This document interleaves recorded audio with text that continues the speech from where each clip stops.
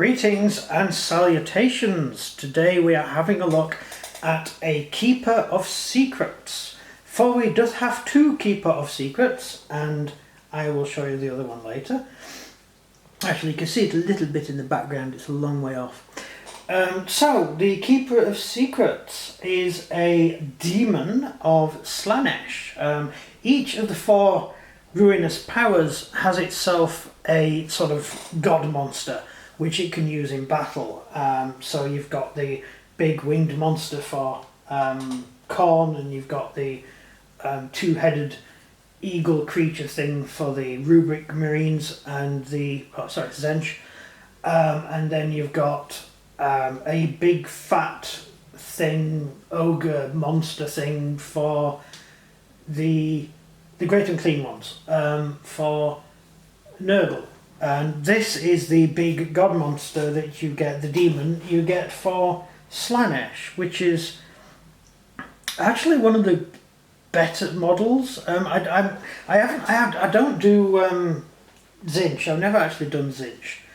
I had a few Tzeentch figures back in the day. I never really played them much, and I never built them as an army. So it's something I haven't really experienced. So I never really got into the Tzeentch demons and stuff. Nurgle, I'm a Nurgle guy. I love Nurgle. I've always loved Nurgle. I love Nurgle in fantasy. I love Nurgle in 40k. And I had loads of Nurgle, and I had, I think, about 3 Great and Clean ones at one point. But these were the old lead figures, which were half the size of the modern unclean ones. And so this is a different project. This isn't my army anyway. So I'm not entirely up to date on Slaaneshic lore, although the other one is, and so I will just run through what I do know. So this is the Keeper of Slaanesh, Keeper of Slaanesh, Keeper of Secrets. Sorry. So I'll just spin it around, and I think the paint job's done relatively well. The shadowing on the stockings, are they stockings? Is she wearing stockings? I think so. Ah, right, she's wearing stockings. And the overall build's great. I'd say a downside, which is not a downside which you get with Nurgle, you are really limited as to what you can do. There are options in weapons, but the figure can't really be posed, which I will come to in my next video, which is going to be about one of these which I actually did manage to pose, so I will show you it later. So this is the lady in question. I'm assuming this is a lady. I know Slaanesh, it's pretty both ways. It's actually a transvestite. But how was it? Asexual, pansexual? No, asexual. Whatever it is when you're both sexes. That one. What's that called? I think that's pan, isn't it? Pansexual. It's pansexual. There you go. So it has half female features and half male. But the female features seem to come out more. That's mainly because they're Slaanesh. The whole point is to terrify the living daylights out of you. And so it's to make you very unnerved. Which is interesting. You see, if you want to really scare someone, then you show them something which they can relate to. So when you come to Nurgle, Nurgle can actually make itself look like an orc god, right? Or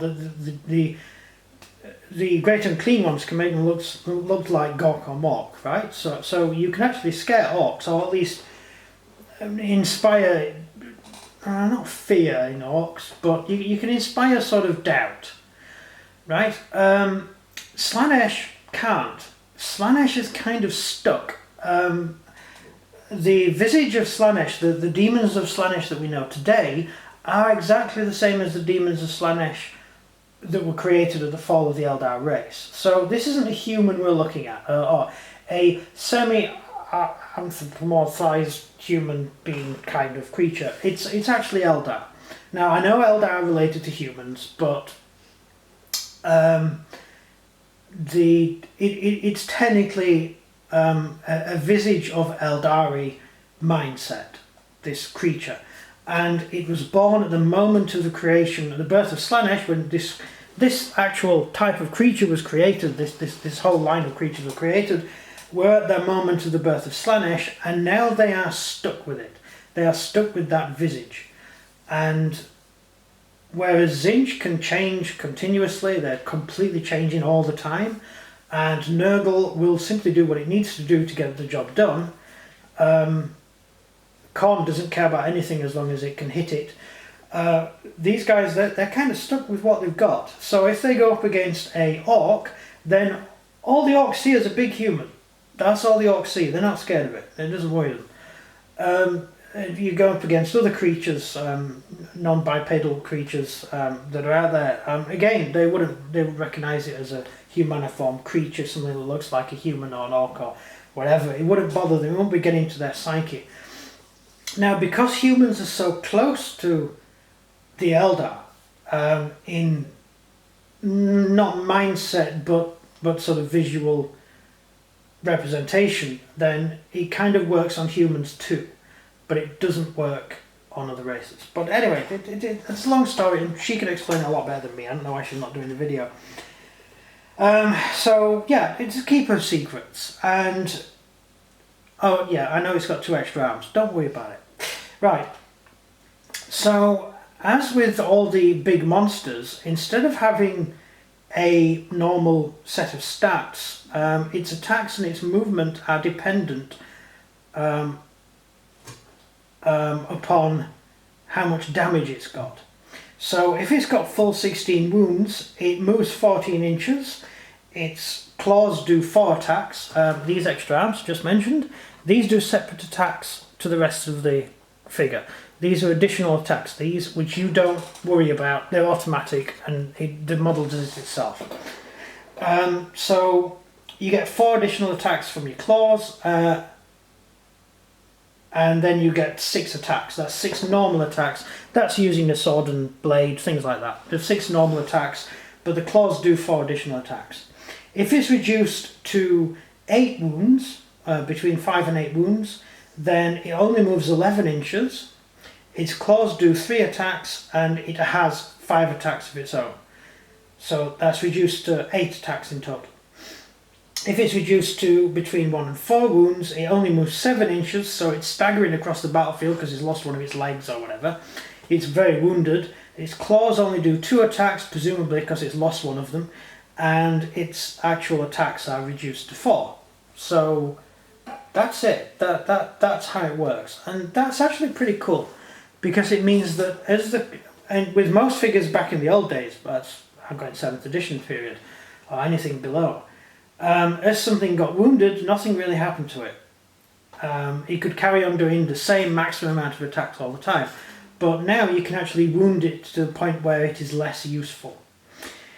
So it's equipped, this particular Keeper of Secrets is equipped with snapping claws and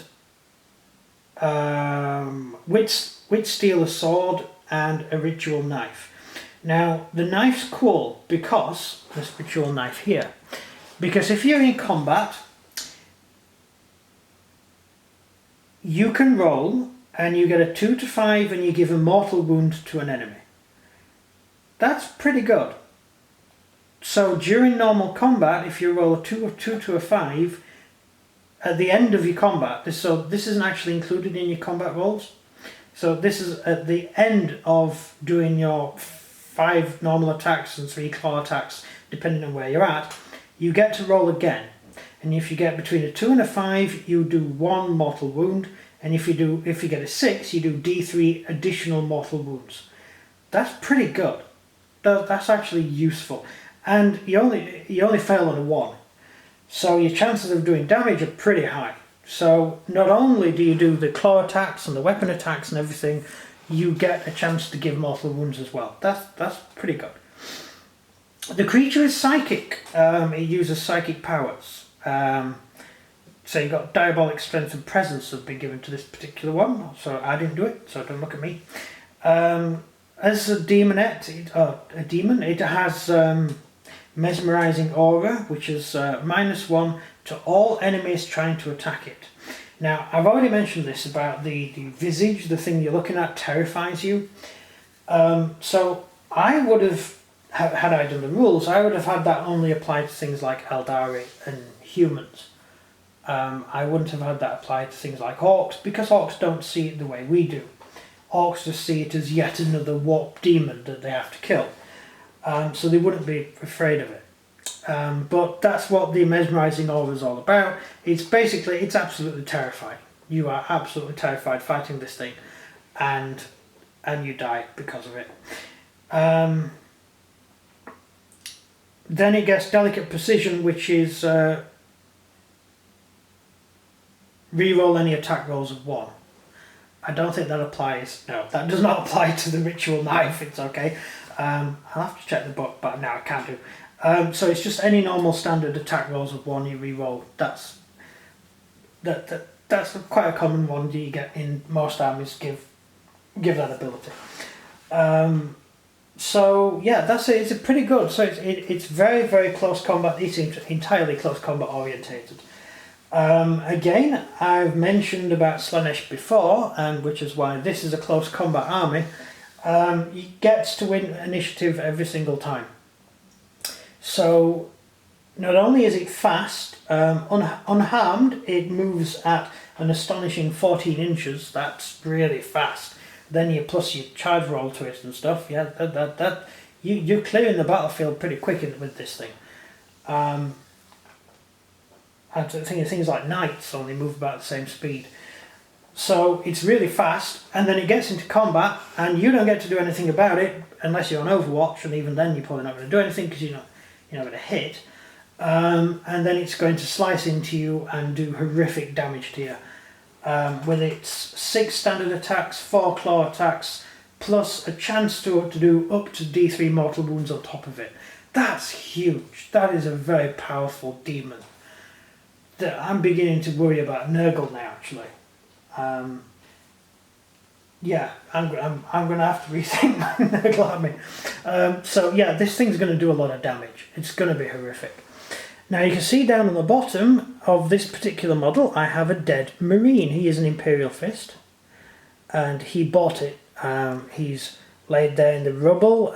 This rubble is green marble.